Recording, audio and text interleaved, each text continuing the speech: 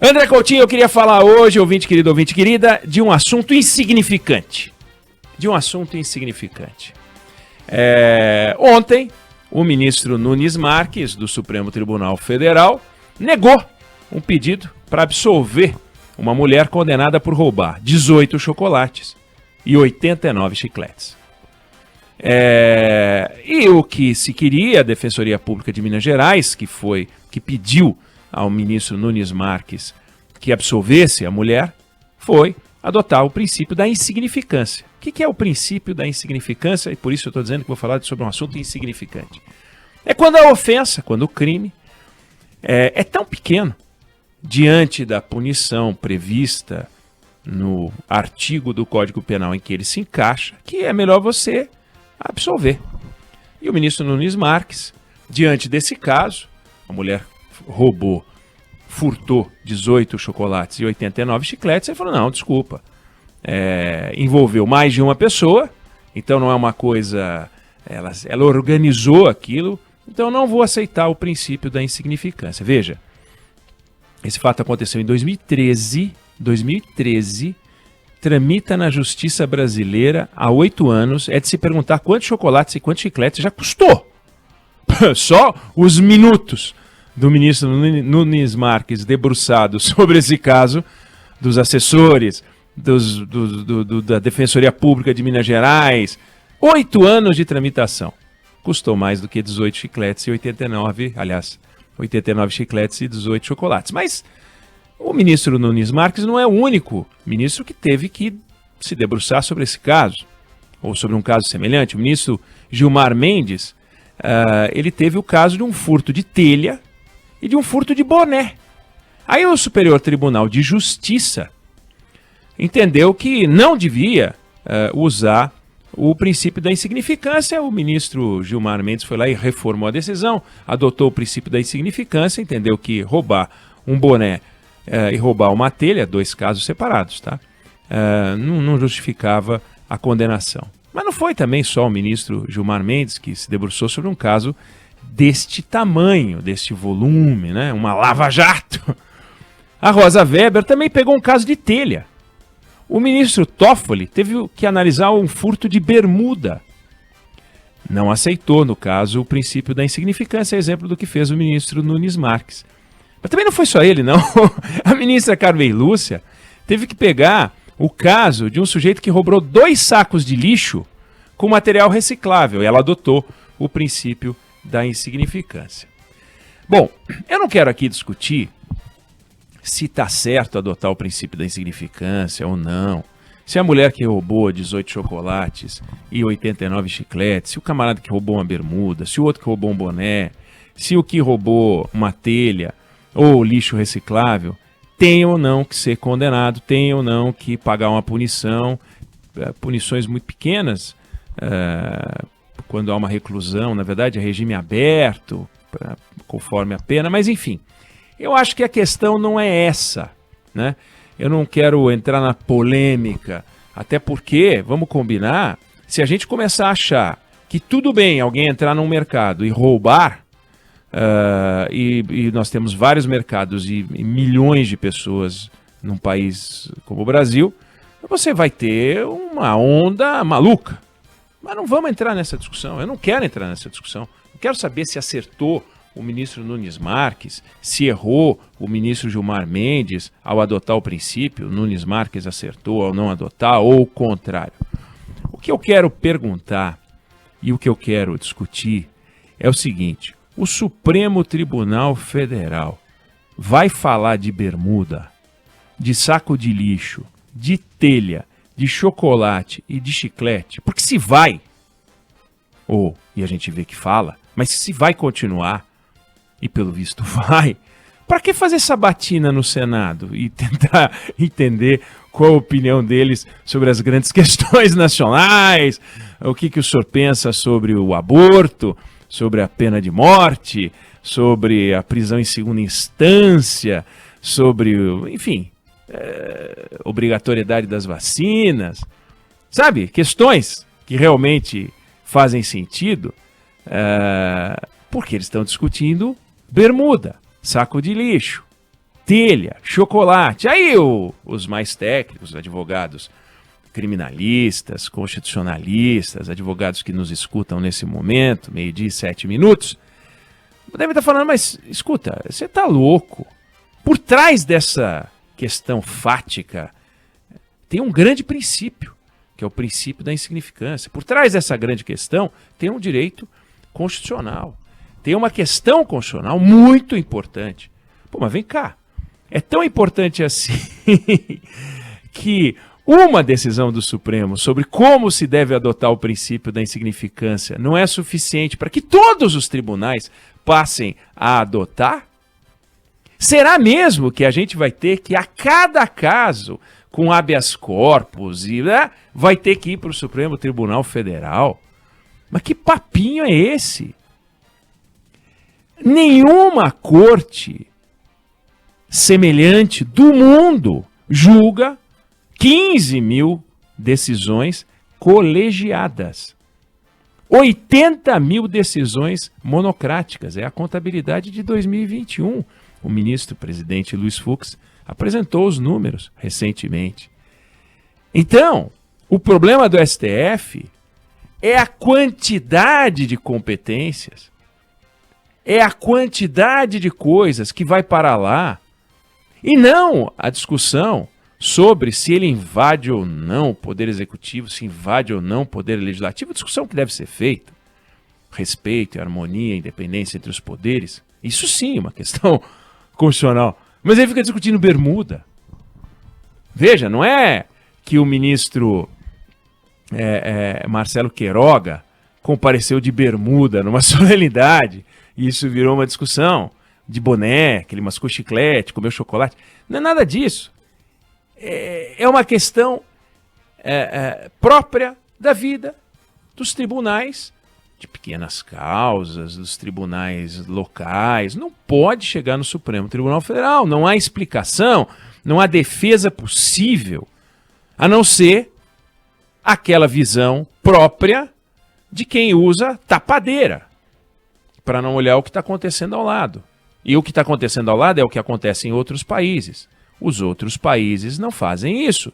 A Suprema Corte americana recebe 10 mil pedidos de casos para julgar, 10 mil pedidos de casos para julgar, pedidos de casos. A nossa aqui julga 100 mil por ano. Lá eles recebem 10 mil pedidos para julgar e julgam 100. Julgam 100. Eles vão lá e fazem uma triagem, que aliás nem são os ministros que fazem a triagem. Todo mundo que quiser um caso sendo julgado pela Suprema Corte americana tem que fazer um texto com até 30 páginas. Até 30 páginas. Não aqueles cartapácios que a gente vê nos nossos tribunais. 30 páginas.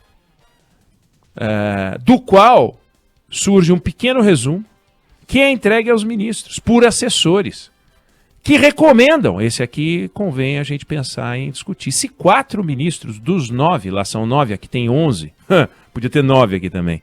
Lá são 320 milhões de habitantes, aqui são 210. A gente tem 11 ministros do Supremo. Já tivemos 16, mas podia ter 9 também, não ia fazer a menor diferença. Pois 4 dos 9 dizem, vamos julgar. Aí eles julgam. E julgam 100 casos por ano. Aí são 100 casos. Mas assim, de verdade, tomam uma decisão que muda o país. Agora, o que muda no Brasil se uma pessoa que roubou 18 chocolates e 89 chicletes, uma bermuda e um boné, vão ou não ser beneficiados pelo princípio da insignificância? Nada. Não muda nada. Tem que mudar. Então que o Supremo se reúna, adote uma decisão que valha para todos os tribunais e nunca mais volte a esse assunto. Repercussão geral. Mas no Brasil é tudo muito complicado. Até quando tem repercussão geral, os juízes podem julgar de outra forma. E quando bate no Supremo, como o Supremo havia decidido anteriormente, o Supremo decide de novo. A não ser quando, por exemplo, aconteceu a prisão em segunda instância, que eles conseguiram o feito de em 2 ocasiões se debruçar sobre o caso e tomar decisões contrárias uma da outra. Não faz o menor sentido, não tem o menor cabimento. Então, na medida em que, ou no momento em que você tem ministros sendo chamados a perder seu tempo com questiúnculas, e me perdoe os envolvidos nesses casos que eu cito, todos têm direito à justiça, mas tem justiça suficiente no Brasil sem passar pelo Supremo Tribunal Federal. O Supremo Tribunal Federal são 11 pessoas que devem se debruçar sobre as grandes questões nacionais. Pequenas questões individuais devem ser resolvidas em outras esferas. Se a gente não proteger a principal esfera que emana as orientações para todo o Poder Judiciário e entulhar esse tribunal com bonés e bermudas, nós estamos fritos. E nós estamos fritos. E uma das razões pelas quais o Poder Judiciário não funciona de acordo é isso. Temos o Poder Judiciário entupido com centenas de milhões de processos, os tribunais fazendo o que não devem, o STJ fazendo o que não deve, o STF fazendo o que não deve, o STJ devia ser a última instância, e tem a instância do Supremo Tribunal Federal. Não dá para roubo de galo, briga de galo, roubo de porco, e já aconteceu, pão de queijo estragado. Teve o caso de um pão de queijo estragado. Teve um caso de uma pleno, o plenário do Supremo Tribunal Federal se reuniu para discutir se o supermercado tinha ou não que ter embalador. E a certa altura, o ministro Lewandowski, no meio do seu voto, comentou que era importante ter embalador. Como faz uma senhora idosa para tentar colocar suas compras? E ele citou um caso pessoal. Outro dia eu estava na fila e vi uma senhora, vi a dificuldade dela, sem a ajuda de embalador. Dá vontade de levantar o dedo e falar: ministro Lewandowski, por que o senhor não foi lá e ajudou? Ajuda! Vai lá e ajuda! Mas não. Então, não vou nem discutir a estrutura de mordomia, né? Eu não vou nem discutir o Poder Judiciário com 2 meses de férias por ano. Não vou nem discutir os pagamentos absurdos que vários juízes recebem. 400 mil reais num determinado mês a título de sei lá o quê. Eles encontram um jeito de receber bolotas de grana. E recebem. Não vou discutir que os ministros do Supremo Tribunal Federal, cada qual tem um capinha, que coloca a capinha nele, puxa a cadeira para ele. Não vou nem discutir o fato de que um ministro do Supremo pode levantar e pegar o próprio café. Não vamos discutir isso. Isso é insignificante também. Vamos deixar. Mas não vamos aceitar que o que está em discussão real aqui é o princípio da insignificância como um direito constitucional, quando o que está em discussão aqui é a insignificância de um tribunal. Um tribunal se torna insignificante se o que ele discute é insignificante. E o Supremo Tribunal Federal, em hipótese alguma, é um tribunal insignificante, não pode se perder em questiúnculas, como essa, ou estas, que eu acabei de citar. Foi notícia. Ministro Nunes Marques e os chicletes. Aí, se o ministro Nunes Marques não discute, vai discutir o Gilmar, vai discutir o Toffoli, como eu acabei de mostrar, outros exemplos. Não é o Nunes Marques. Aí tem gente que está indignada. Como assim ele não adotou o princípio da insignificância? Eu não estou nem aí se ele adotou ou não adotou o princípio da insignificância. Eu acho um absurdo que esse caso tenha parado na mão deste ou daquele ministro. Não faz o menor sentido. As pessoas têm o seu direito.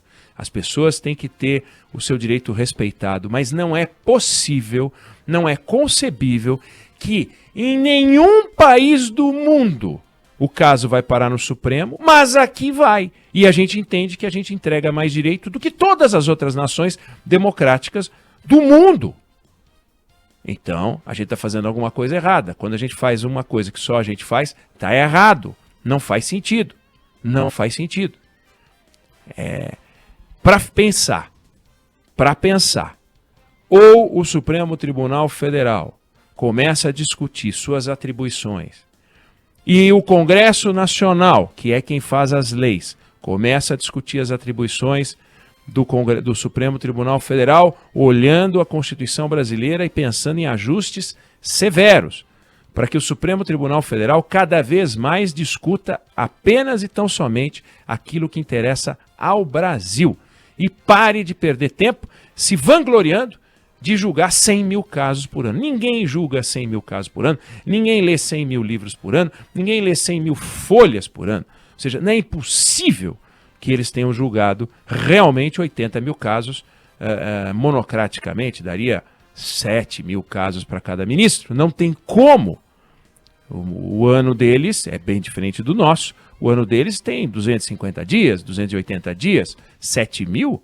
Como ele faz para julgar 30, 35 casos por dia, incluindo sábado e domingo?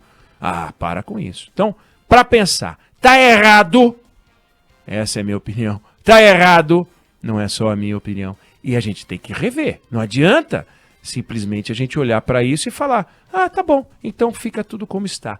Tem que mudar.